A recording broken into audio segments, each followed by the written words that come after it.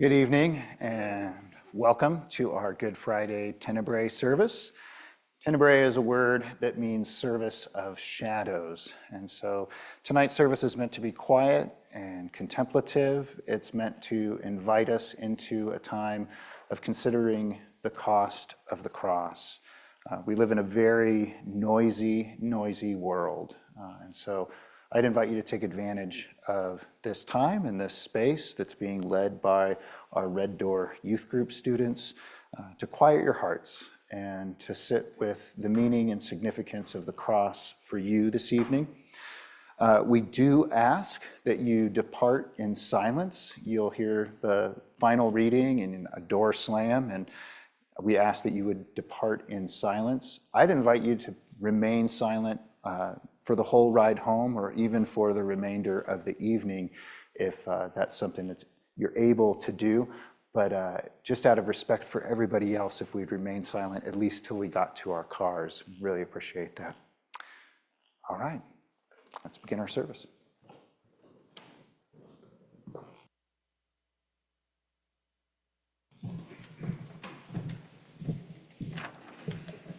Could you please stand if you are able and join me for the call to worship? God forbid that I should boast of anything. But the cross of our Lord Jesus Christ. In him is salvation, life, and resurrection from the dead. By him we are redeemed and set free. May God be gracious to us and bless us.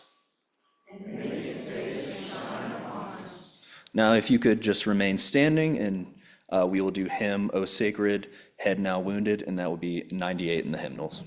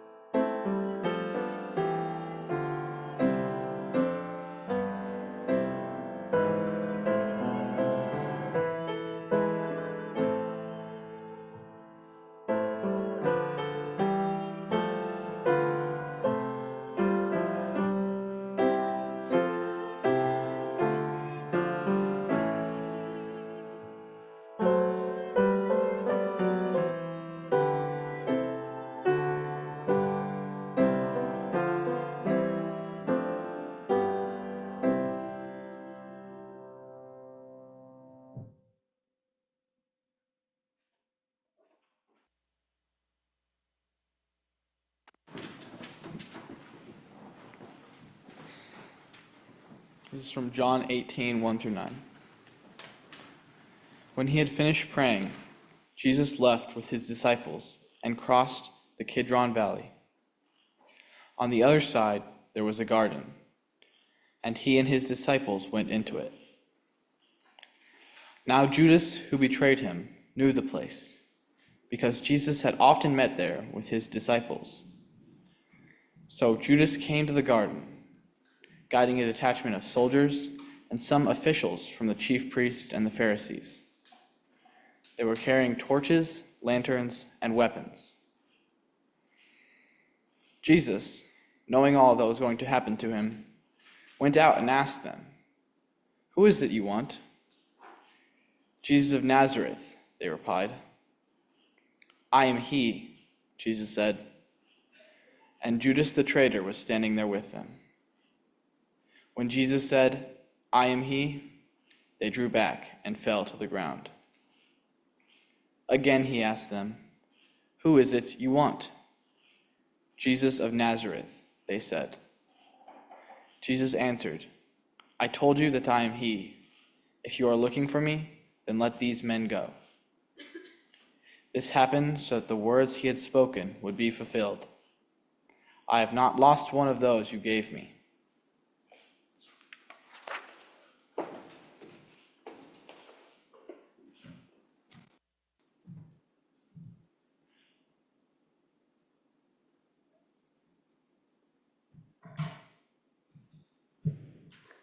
Then Simon Peter, who had a sword, drew it and struck the high priest's servant, cutting off his right ear. Jesus commanded Peter, "Put your sword away. Shall I not drink the cup the Father has given me?" Then the detachment of soldiers with its commander and the Jewish officials arrested Jesus. They bound him and brought him first to Annas, who was the father-in-law of Caiaphas, the highest priest that year. Caiaphas was the one who had advised the Jewish leaders that it would be good if one man died for the people. Simon Peter and another disciple were following Jesus. Because this disciple was known to the high priest, he went with Jesus into the high priest's courtyard. But Peter had to wait outside the door. The other disciple, who was known to the high priest, came back, spoke to the servant girl on duty there, and brought Peter in. "You aren't one of this man's disciples too, are you?" she asked Peter. He replied, "I am not." It was cold, and the servants and officials stood around a fire they had made to keep warm. Peter also was standing with them, warming himself.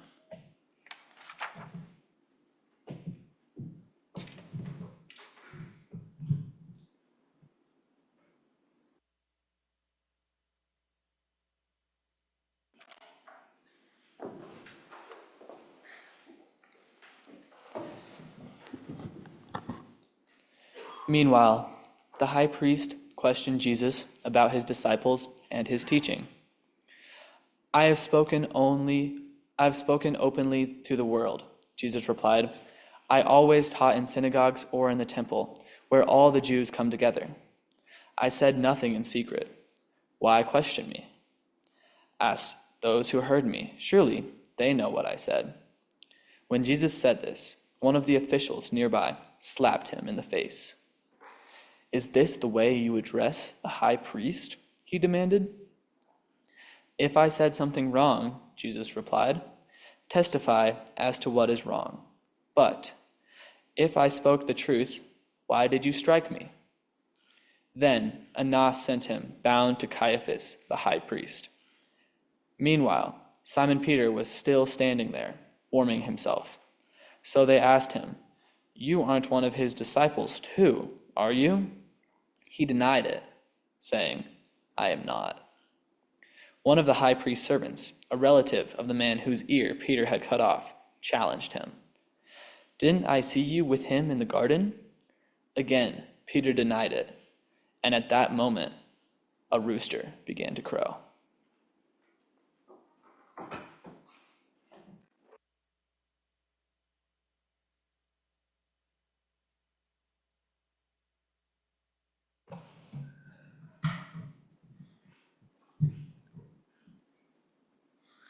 Then the Jewish leaders took Jesus from Caiaphas to the place of the Roman governor. By now it was early morning, and to avoid the ceremonial uncleanliness, they did not enter the palace, because they wanted to be able to eat the Passover. So Pilate came out to them and asked, "What charges are you bringing against this man?" "If he were not a criminal," they replied, "we would not have handed him over to you."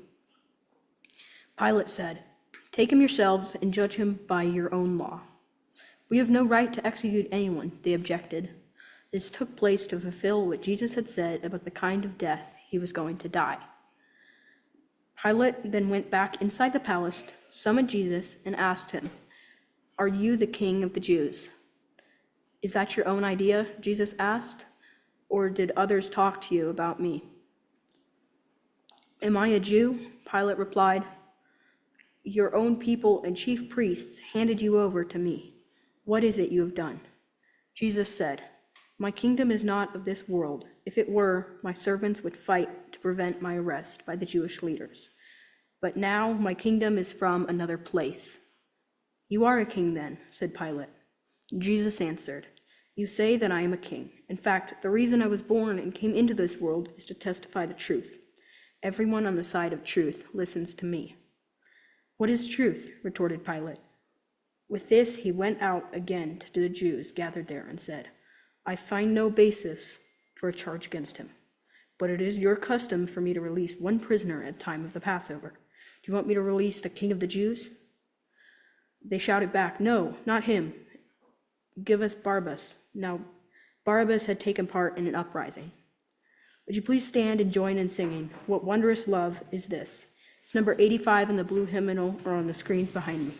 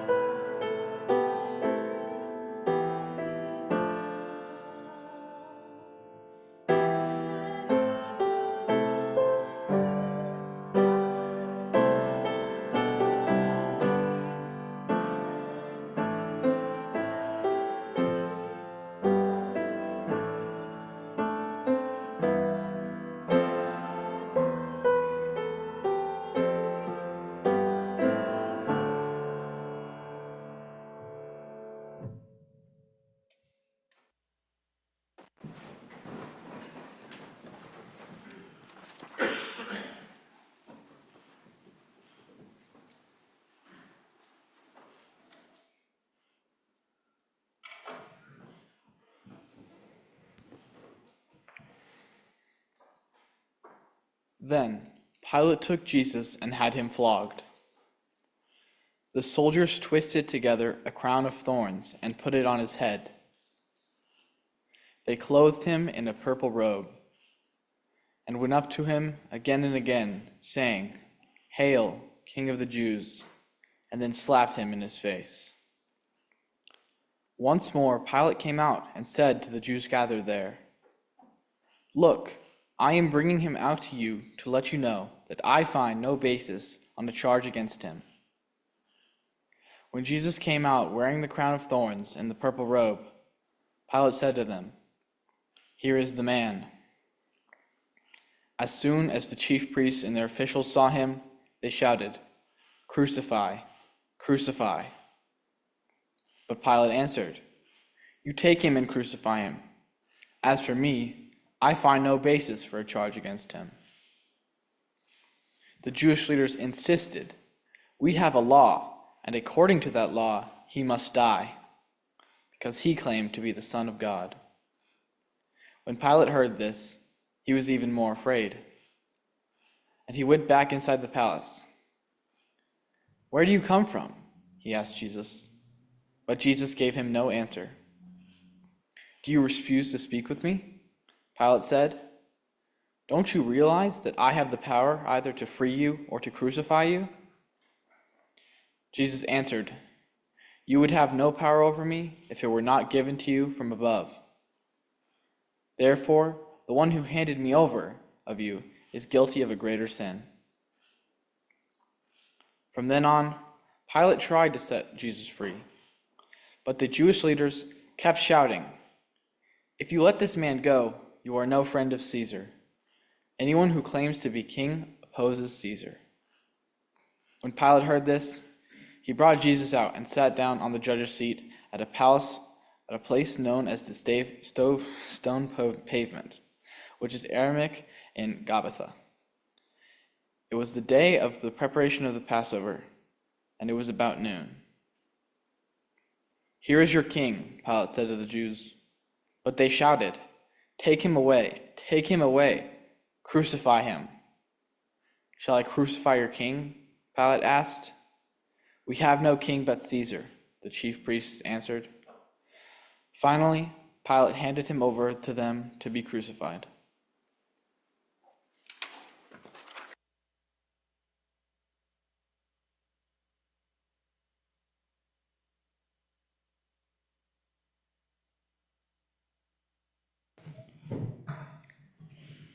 So the soldiers took charge of Jesus.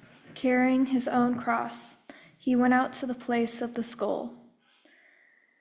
There they crucified him, and with him 2 others, one on each side, and Jesus in the middle. Pilate had a notice prepared and fastened to the cross. It read, "Jesus of Nazareth, King of the Jews." Many of the Jews read this sign, for the place where Jesus was crucified was near the city, and the sign was written in Aramaic, Latin, and Greek. The chief priests of the Jews protested to Pilate, "Do not write the King of Jews," but that this man claimed to be the King of Jews. Pilate answered, "What I have written, I have written." When the soldiers crucified Jesus, they took his clothes, dividing them into 4 shares, one for each of them, with the undergarment remaining. This garment was seamless, woven in one piece from top to bottom. "Let's not tear it," they said to one another. "Let's decide by lot who will get it." This happened that the scripture might be fulfilled that said, "They divided my clothes among them and cast lots for my garment." So this is what the soldiers did. Near the cross of Jesus stood his mother's sister, Mary, the wife of Clopas, and Mary Magdalene. When Jesus saw his mother there, and the disciple whom he loved standing nearby, he said to her, "Woman, here is your son," and to the disciple, "Here is your mother." From that time on, this disciple took her into his home.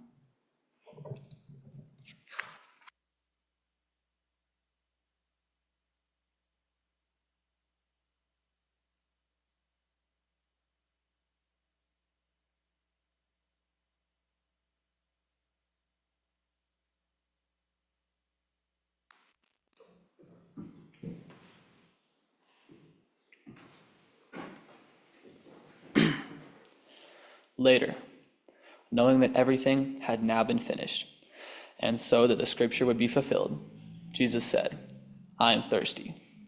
A jar of wine vinegar was there. So they soaked a sponge in it and put the sponge on a stalk of the hyssop plant and lifted it to Jesus' lips.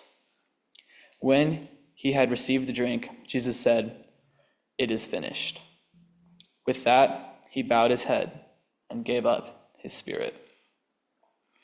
Now, it was the day of preparation, and the next day was to be a special Sabbath. Because the Jewish leaders did not want the bodies left on the crosses during the Sabbath, they asked Pilate to have the legs of the bodies broken and taken down. The soldiers, therefore, came and broke the legs of the first man who had been crucified alongside Jesus, and then those of the other. But when they came to Jesus, they found he was already dead, and they did not break his legs. Instead, one of the soldiers pierced Jesus' side with a spear, bringing a sudden flow of blood and water. The man who saw it has given testimony, and his testimony is true. He knows he tells the truth, and he testifies so that you may also believe. These things happened so that the scripture would be fulfilled. Not one of his bones will be broken. And, as another scripture says, they will look on the one they have pierced. Later, Joseph of Arimathea asked Pilate for the body of Jesus. Now, Joseph was a disciple of Jesus, but secretly, because he feared the Jewish leaders. With Pilate's permission, he came and took the body away. He was accompanied by Nicodemus, the man who earlier had visited Jesus at night. Nicodemus brought a mixture of myrrh and aloes, about 75 pounds. Taking Jesus' body, the two of them wrapped it with the spices in strips of linen. This was in accordance with Jewish burial customs. At the place where Jesus was crucified, there was a garden, and in the garden a new tomb, in which no one had ever been laid. Because it was the Jewish day of preparation, and since the tomb was nearby, they laid Jesus there. Would you please join in singing "When I Survey the Wondrous Cross"? It is number 101 in your blue hymnal or on the screens behind me.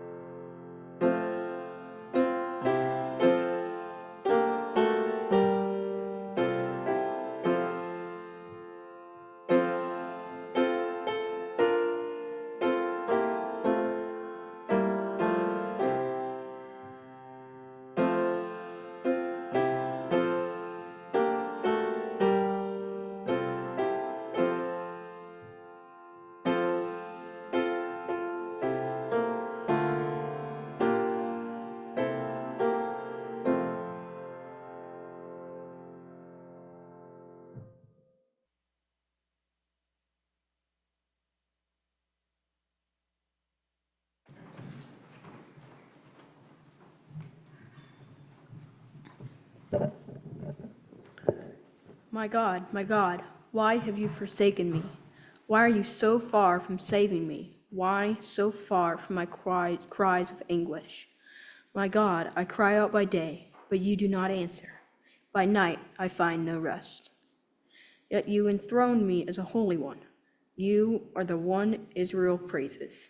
And our ancestors put their trust. They trusted you, and you delivered them. To you they cried out and were saved. In you they trusted and were not put to shame. But I am a worm and not a man, scorned by everyone, despised by the people. All who see me mock me. They hurl insults, shaking their head. He trusts the Lord, they say.